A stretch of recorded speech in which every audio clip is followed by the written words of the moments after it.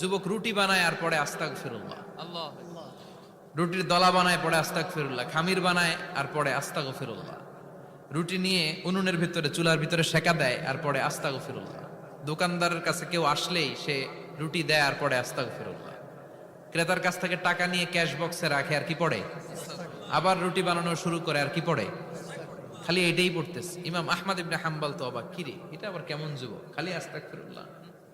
উনি প্রশ্ন করলেন, যুবক ঘটনা কি?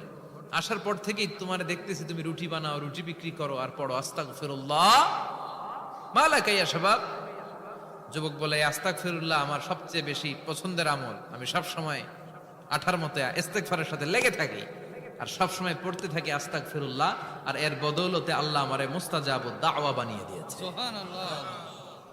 আহমদ ইবনে হাম্বল তো অবাক, আনতা মুস্তাজাবুদ দাওয়া,